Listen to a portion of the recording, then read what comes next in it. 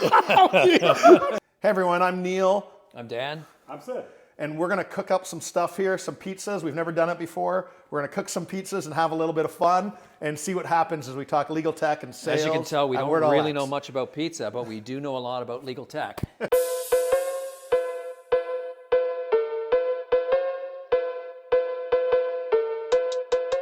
Hi, I'm Dan. I'm super excited to be here with Sid, one of our senior account executives at InfoWare. I'm the CEO, and I've been with InfoWare / Word LX for roughly 9 years. And as I say, I'm thrilled to have Sid here and going to talk about something we're very passionate about at InfoWare, onboarding. Sid, why don't you take us through, you just onboarded with us, less than a year ago? Less than a year at the team, for sure. Why don't you take us through what your experiences were working with us? Yeah, for sure. I think WordLux has been really an awesome team to join, and I think we care both very deeply about onboarding. There's a lot to break down here. There's a lot of questions I think Dan's probably going to have for me. How about you kick it off? What's the first thing you want to know about for me in onboarding? I have a lot of comments to make here. I would say, Sid, that in our mind, as certainly my mind as the leader of a business, one of the things that's most important to me is to ensure that when we bring people on board, they get up to speed quickly and competently. And there's a lot of different steps that are involved with that. There's a lot of different people you have to meet with. So take us through with you. Like when I think back to when you worked with us, it's not just a matter of you, or it wasn't just a matter of you, hey, learning a product and you're good to go. It was a lot more involved with that. Can you take us through what it was like getting to know the different people at InfoWare and how they helped you? Yeah, for sure. I think it comes to, I guess, a couple of different factors, right? I think the first thing is just the people. When I was being interviewed by you and trying to join the company, I was nervous but also excited, right? Because there's a lot of different elements we think about in onboarding. The first one is, do I feel like I'm going to fit in with the team, right? I think I was really nervous. I still am kind of nervous. Dan, it's my first time seeing Dan in person, so this is a bit strange for me. Dan's a lot taller as well than I expected. This is just all kind of... Because I slouch. But yeah, going back to that point, I think the people is a really exciting part of why I joined InfoWare in the first place. And when you're onboarding, the first thing I did was, having coffee chats, 15 minutes of each of the people on my team or kind of across the company that I'd be interacting with. Now, I remember I met Mike, one of our other colleagues, first, and I was so nervous meeting him because he had a lot of different perspectives and experience to share with me. Yeah. And he also shared me a long document of, here's the things you need to learn by the end of this week on the product. And I said, can someone show me the product at first, right? Yeah. So you're thrown a lot of different directions. I think a real key to onboarding was, just having a document and a place and a conversation to kind of kick things off and make sure that you're both aligned with the expectations of what's going to happen in onboarding. So in my case, we kind of had a 30-day onboarding plan. And I think that really was instrumental in making me feel comfortable at the company and also have a good idea of where my progression goes in the first month of my time at the organization. I guess if I want to break that down a bit further, I talk about the people first, the product second, and probably the process third, right? Yeah. The process being kind of key point of what I do my day-to-day. And, I'm still figuring things out, being less than a year at the team. Yeah. But I think there's a lot of things to contribute there. And yeah, I just want to say I was really, really pleased with my experience onboarding at InfoWare, but I just think that a lot of companies don't get it right, and that's something we can probably dive into a little bit further. Sure. See how we figured it out. We're gonna make some pizzas here. Yes, sir. Spread a little sauce, but while we're doing that, I got a few questions I'd like to pick your brain on. You've onboarded a few times with a few different companies, correct? Yeah, that's right. So you've had a little bit of experience, not just with InfoWare, but also some other organizations. I'm curious to know, in your experience, what do you typically find as the easiest part about onboarding, and then conversely, what do you find as being the toughest things to do from an onboarding perspective? Yeah, I think that's a great question, Dan. So I'm making a pizza here. I'm waiting for Dan to give me the sauce, but he wanted to ask me questions instead. Do you want me to sauce it up for you? Sure, please go ahead. And while he's saucing up my pizza, let me explain what I like about onboarding. A couple of great things happened here at InfoWare that I've enjoyed my first, just a little under a year here now at the organization. In my past experience of onboarding, there's a lot of uncertainty, right? We find that there's oftentimes questions about what are the expectations, what's the timeline, what do I need to do and how quickly do I need to do it? Yep. And I found that at InfoWare, something I really liked is that there was a clear expectation set for me, from the get-go. And we use a really good kind of 30-day onboarding document plan that kept me in line. Thank you very much. Just kept me in line with what's to be expected of me as we go through the onboarding process. Yeah. I think something that companies kind of fall into a trap a lot, it becomes pretty common, is that, they're in a rush to get their reps out into the field, making sure, they're doing the calls, they're getting the conversations, doing the meetings, getting contracts, without a proper understanding of who they are as a person, what the problem the customer's face is, why they're doing the job. So it's important to know how to do your job, but also why you do that job. And one thing I think kind of nailed here at InfoWare was just figuring out the why as well as explaining the correct process. So when I reflect back into my onboarding process almost, I think of kind of 3 separate segments, right? I think of the people, the plan, and the process. Yeah. So if I think about the people first, I had a great onboarding experience with a lot of our colleagues that, you put me in touch with. We had quick coffee chats, making sure they're familiar with who's around on our team, who's, able to answer questions as they come up. So that part is really, really important. I think a lot of companies get that wrong. Yeah. And I'm not sure if you've had this experience in the past, but a lot of people can come in, have high expectations, but they don't feel properly supported. Yeah. And it's really important and instrumental for a company to, support their new hires, make sure they feel welcomed and integrated with the team so they can achieve the goals that we set out for them in that process. And I guess going into that kind of line of thinking, what we really figured out was, in the process, Sid, how much of the product do you need to know, right? So, at Word Alex, we're selling legal technology, right? Law firms have a lot of questions, and they're very smart people with a lot of different questions and kind of concerns. And if we don't go through that process, the correct way, we might kind of overthink the entire process, right? So as I'm kind of sitting here not making my pizza, we're getting into that trap of, just overthinking, not doing the right things. And what comes to mind for me is that, we don't need to know 100% of the product or service that we kind of sell, but we should know the fundamentals, the basics, and probably most importantly, asking the right questions. Ultimately, if the client, the prospect, customer doesn't have a problem, what are we doing there, right? It's almost like we're baking pizzas without any ingredients, right? Fair enough. Yeah. Yeah. What if you were going to provide, say, a recommendation to us in terms of things that we could work to do differently? Maybe better is a good word, but something we could do differently that would have an impact when we bring on another AE. Yeah, I mean, that'd be actually, it's always a complicated question, right? There's a lot of different things you can kind of think about, a lot of different perspectives you can have, and hindsight is always 20/20. Yeah. But one thing that really helped me, and I think, looking back, I would have liked to have learned earlier, is a bigger focus on like why we're solving certain problems, right? We're working with law firms. They have 100 different problems. You can only do so many things for them. You can only explain certain things one way or the other. So I would have, looking back now, a couple of months ago, if we had taken a conversation and said, hey, Sid, you're going to help law firms, you're going to work with these kinds of people. And they experience very unique problems that only they experience. They do. If you can help them, how would you kind of explain what do you do, right? And, we look at the big picture so much that sometimes we forget that we're dealing with other humans, right? Yeah. And so it's really critical to kind of keep that human element along the way. So if we could do anything better, trying to target our problem statement a little bit better earlier on. And, it's a long-term learning process as well. So I can always say these things in hindsight. Yeah. No. Look, at the end of the day, onboarding is, for many businesses, I would argue it's one of their single biggest challenges to get right. Onboarding sounds easy. It's not easy. If you think about it, you are asking people in your organization to stop whatever they're doing on a day-to-day basis to suddenly come in and support someone who's new. Right? And everyone's busy. Everyone has things to do. And to suddenly stop what they're doing and help someone else, to a lot of people in a lot of businesses, it's almost counterintuitive, right? Short term, there's a lot of pain there. Long term, tremendous gain if you get it right. And we trust me, we've in the 9 years that I've been at InfoWare, the number of times that we have iterated to try and get our onboarding to be what we would deem to be best in class is significant. We've worked incredibly hard to get it to where it is today. Right. But we can't stop. There's so much more that we need to do. So much more. So on that,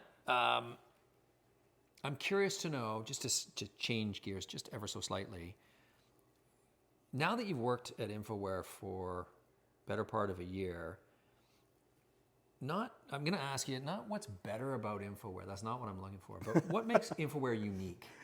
Sure. That's a loaded question, Dan. I think you've put me on the spot here a little bit. I have, but I was thinking about that, like unique. Not, again, it doesn't mean better. I just mean unique. Like you think of, so what I'm getting at here is you came in, you have seen, you're in the legal market, complex product, enterprise sales, North American, global, English language, wherever English language is the first, is the business language. That's where we sell our product. Yeah. Like, in your mind, what's made it unique for you? Yeah, okay, that's a great way to kind of look at it. So I've had a lot of experiences in many different sales roles across different markets, different verticals as well. So oftentimes I can't say, technology is a unique point, right? Everyone uses technology to some aspect in their day-to-day interactions. Every company says they're different from the other one. Yeah. Oftentimes it kind of boils down to a little commonality differences. Could it be certain features? Could it be the service? Could it kind of be the whole experience, right? Yeah. To say that's what makes InfoWare unique would be partially accurate, but not entirely accurate. I think it always comes down to ultimately the human aspect, right? It's the people. Yep. I think something that made me really want to join the team when I first spoke with you just over a year ago now, or just a little under a year now, was just getting this idea of, hey, the people here are on a mission together, right? And they really align with that vision. And that's very, very important to me, kind of my personal fundamental values.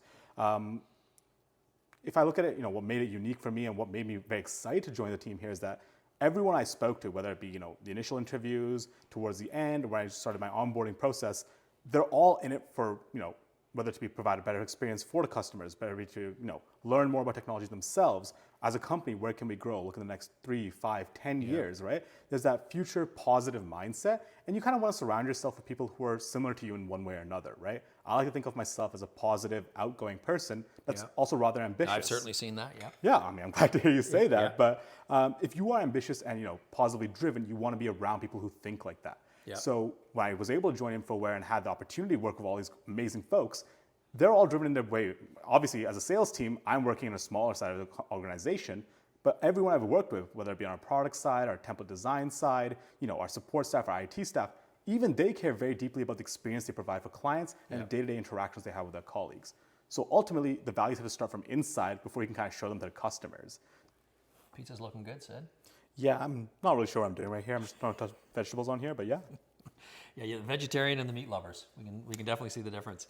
So with that, I kind of want to dive into the whole legal tech industry. And what's interesting is a lot of people have this, I'd argue it's a little bit of a misnomer that law firms aren't really into technology. Right. Say that's... Yeah, I think it's a misconception, if anything, right? Yeah. And I'm just gonna wrap some onions here, but yeah, go ahead. I think it's a misconception, right? A lot of people think of misconception. Yes. Yeah, like people think of law firms and you think of old school movies, you think of papers, lots of documents, lots of printers. Yeah. Not to say that isn't the case, right? Like there are firms that still require a lot of those things, Yeah. but often these are kind of the pioneers of technological innovation, right? I think in the couple of months I've been here at the team, I've learned so much about what I thought law firms were like and what they actually do. So there's a whole host of tools and different, I guess, technological innovations are going through at any given moment, right? Yep. They have things from document finishing tools, they have practice management solutions, they have things to help them with billing, automation, CRMs, like way more than what I would expect from a typical law firm to do. Most of our clients are actually engaging with this kind of innovation every single day. Yeah. It's an exciting place for us as sales folk and as a tech company to be positioned in, because we're dealing with some highly intelligent people here who are leveraging very, very efficient solutions to do a great amount of work that really impacts a lot of lives. So, to kind of answer your question, yeah, I think it is a misconception, but they are doing some really exciting work, and we're honored and happy to be able to help them along the way with their journey. I think Wordlex is doing some really great things in that direction. On to pizza number 2. Yes, sir. First one looked really good. I'm excited. I'm very hungry, actually. Okay, well, let's do it. Let's change gears here a little bit. Yeah. Legal tech. Yes. What are you seeing that's hot, desirable from a legal tech standpoint, from a software standpoint right now? Yeah, I think we talked about this a little bit earlier. There's a lot of great innovation that law firms are going through. Yeah, go ahead.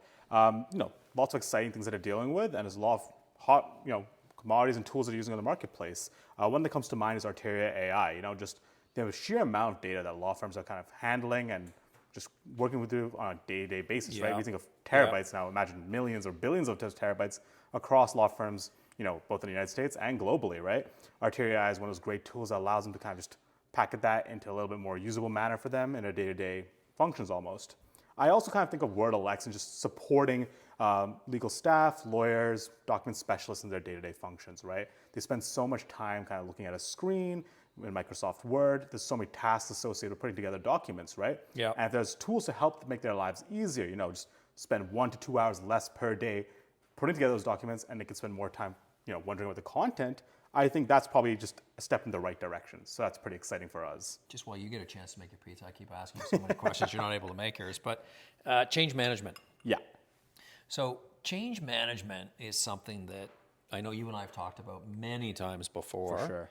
Where it's huge in law firm at the enterprise level, or very large, tremendous number of users. What has been your experience as it relates to change management, and how do you, when you're working with firms who are concerned about this, how do you help them navigate this issue? Yeah, for sure. I think, in the past, I kind of saw change management as a buzzword, right? A lot of people like to toss it here and there and say, oh, we're concerned about change management, or change management is integral to our process. Yeah. And, it's true. And there's a reason why it's true, because you're thinking of thousands of users, right, at a law firm, whether it be legal staff, lawyers, document specialists. They're handling so much, data, documents, whatever they're going through.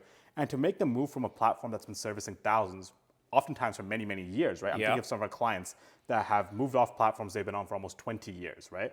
To change 20 years of habits is really, really difficult, right? Like, I can't even spread my sauce properly. This is how I used to do as a kid, right? So breaking out of this habit is hard enough, right? Yeah. In that way, I think of change management as being an integral step to actually convincing some of our partners to move away from what they're going through, some of the old solutions that they've kind of built bad habits into. So with Wordlike, something that we're really doing here is trying to show our clients not only do we help them solve the problems they're facing today, but there's a better way to do things that they may have not considered before, because those old habits kind of die hard, right? Now, you know obviously that we deal with law firms typically from 50 users on up to a couple thousand, 3,000 users at a firm. Did you notice, is there anything that you could comment on in terms of difficulty of change management at the different levels or sizes? I feel like you're setting me up with this one. I am. Yeah, as the firms get larger, the problems get larger as well. Thank you very much. You're welcome. Like when you're dealing with firms Now, they do have more resources though, right? Yes. Which sort of counterbalances that to a certain extent. Is that fair? Yeah, I think that's fair to say as well, right? I think a lot of firms of that size have gone through transformations like this at some point in their past. Yes, for sure. So they are familiar, which does at some points make them a bit more risk averse, but also more capable to kind of go through these changes. And something we're doing really well is kind of measuring that map early on, right? We kind of lay out a roadmap with, hey, if you want to work with us, let's hold hands together and go through this change together, right? They know what it takes to go through a lengthy process. So to hear that there's a vendor or a partner out there that is knowledgeable about this and is there to support them every step of the way, I think that's really exciting for a lot of our clients. Yeah, and I'd say this does predate you, but we spent years migrating our existing clients to the new platform. So we have a tremendous amount of experience helping clients as we move from the old platform to the new platform. And even though it was still the same, quote, product, there was a tremendous amount of change, thank you, that went into helping people go from the old version to the new version. Yeah, for sure. Have you had a piece? I have not had a piece yet. I'm going to, but I don't want to talk. Delicious. It looks good. One of the things we wanted to chat about was kind of what we're seeing in the marketplace. Yes. If you were following people on LinkedIn or just reading and listening to podcasts, what all the influencers, as we call them, talking heads out there, what's going on. There's, do this, don't do that. Yeah. Who do you listen to? And the reality is, I think we need to listen to ourselves. We got to test and learn and try. What Bob, the amazing sales influencer on LinkedIn, says may be right for something he did. But not so much for us. So for sure, it's changed a little bit. Do you want to dive into that a little bit? Well, I was going to say actually that you and I have been around a little while. You a little longer than me. A little longer. Yeah. And I remember when I first started sales for Canon, selling photocopiers and fax machines. What's a fax machine? Yeah, no. There's a lot of people that have no clue. Excuse me. But there was a lot of knocking on doors. Excuse me. That's how we got our sales, knocking on doors. Yep. Literally going door to door. Old school. Sales skills and hard work and ethics and LinkedIn was not around, obviously. Right. So we certainly didn't use LinkedIn. Yep. Prospecting was phone, knock on door, and that's it. How about you?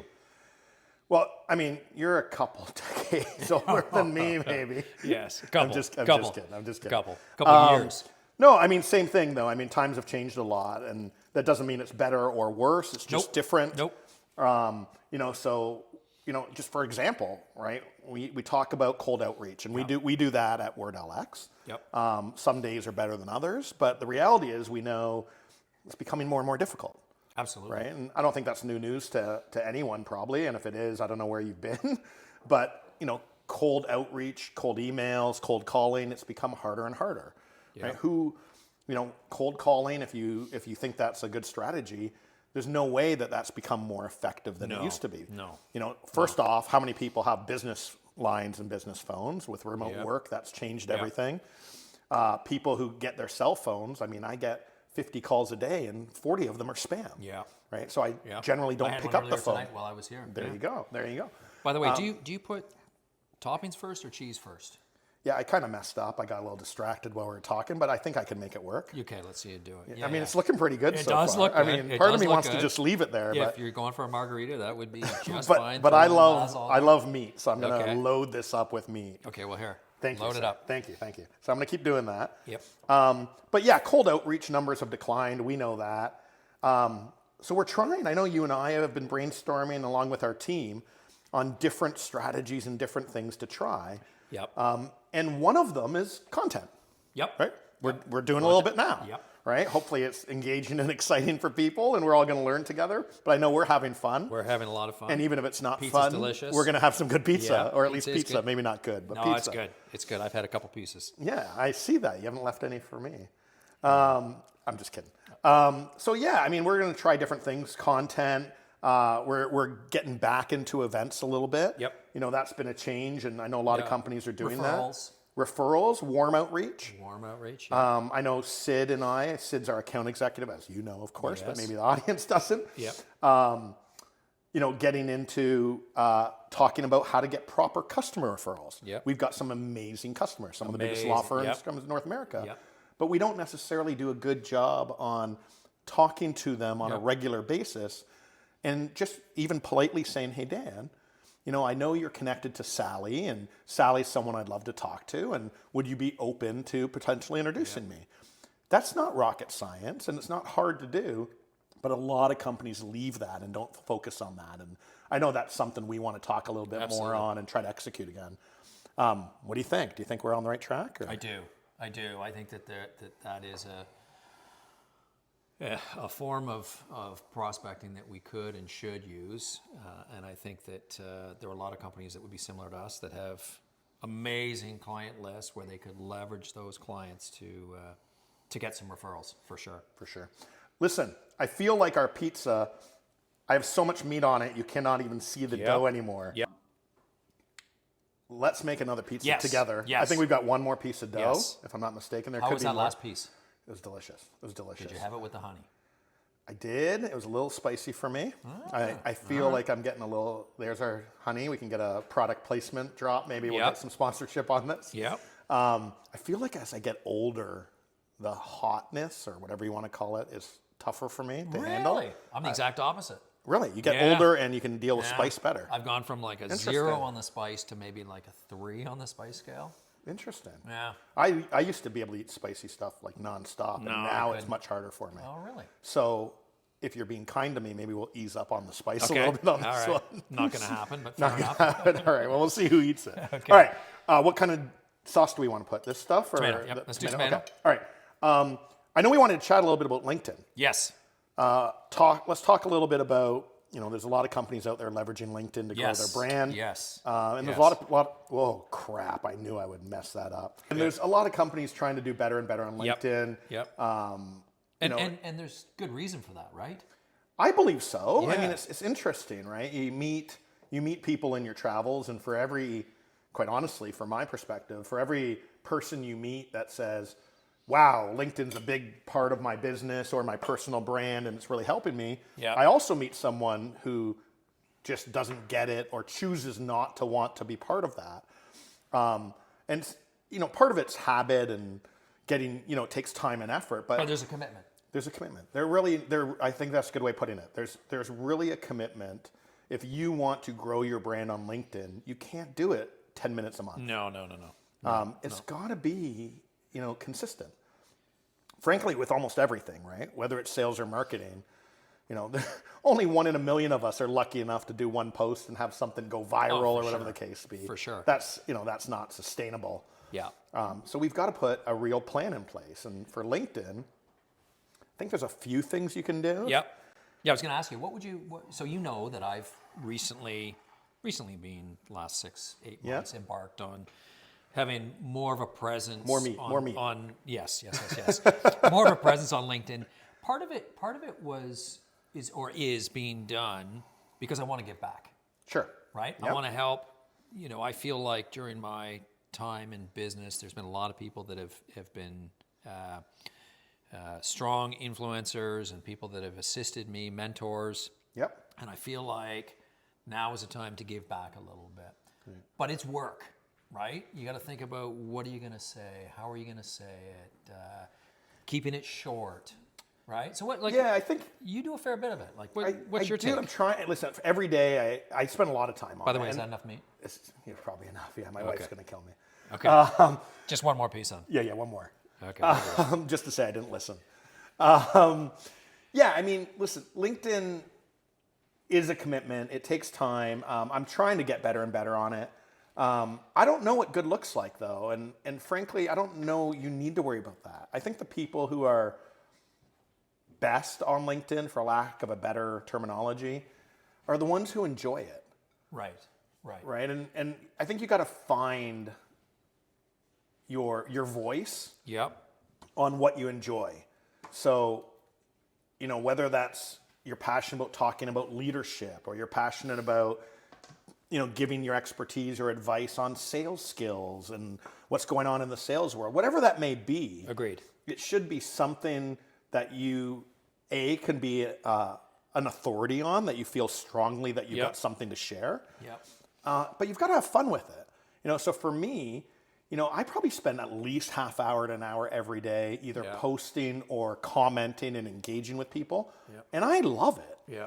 I don't do it only because I think it benefits my business. I do it because I actually have a lot of fun. Yeah. I meet new people. It does benefit my business. I'm sometimes all over the place with my musings and ramblings, but I have so much fun doing it. And I do it for myself, not for anyone else. So on that, I do follow you, as you know, and I have seen that you do. They're not all specific to business. You will kind of steer, not away from it, but it's not always pigeonholed into one particular area, i.e. business. Is that fair? It is fair, and I think that's a weakness of mine. Oh, really? Okay. I mean, if you were to talk to the authorities on how to get big on LinkedIn, I think they would tell you, or at least they've told me, that I could be better, for lack of a better word, if I was a little more focused. Okay. Right? So if I was doing every post on, tips and advice around sales, I would become more of an authority on that, or people would see me as that. Yeah. Whereas I'm talking about 5 different things. Right. Now, I enjoy doing that. Okay, that's a good point. But theoretically, that I could be stronger in one area if I focused a little bit more, like anything, right? If you focus harder in one area, you're going to become bigger, stronger, more of an authority in that area and learn more. And so I'm a little all over the map. Now, even though I know I should be a little more focused, I don't. And I purposely am not, because I enjoy what I do. You enjoy it. And I think if I tried to only stick in one lane, I don't think I would enjoy it as much. And that's just me. Some people can do that. But for me, that's why I spread myself out, because I have fun and it works for me. And I think that's the key to like making a habit of it. So, a couple questions. One, how long have you been really engaged and involved? Do we want tomatoes? I don't know. I thought you were strictly meat. And do you remember when you first joined LinkedIn? I don't know off the top of my head. I'm going to say 7 or 8 years ago, but I don't. But I don't know for sure. That new? I think so. Okay, it's a good question. Don't hold me to this. Oh, sorry, that's not true. I know that's not true. Actually. Okay, I lied. You lied. Because I remember I saw my profile in my first job, and I'm not going to say how many years ago. So I lied. It was a long frickin' time ago. Now that I'm thinking about it, I think I saw just the other day my LinkedIn anniversary, and I believe I was 18 years. That sound right to you? Wow. So you started when you were 50? Yes. I started when I was 50. Okay, on a serious note. If you were working with someone today who said, hey, look, okay, I've listened to what you've said. I agree with what you said. I need to have more of a presence on LinkedIn, but I just don't know what to do or how to start. Yeah. What would you tell them? God, I think I'd start by saying, and we had this conversation with some of our team a month ago, 2 months ago. Yeah. And I think I'd say, which is what I did say, which is, as we alluded to before, you just got to start by making it a habit. Don't overthink it. Schedule time in your calendar. It could be 30 minutes every day in the morning or night or whatever you prefer. And just start posting. Yeah. And there's 3 things I think I would do. One is grow my network. Yep. So I would try to connect Yep. with people that I want to connect with that are either in my industry or thought leaders or people I want to meet, potentially prospects.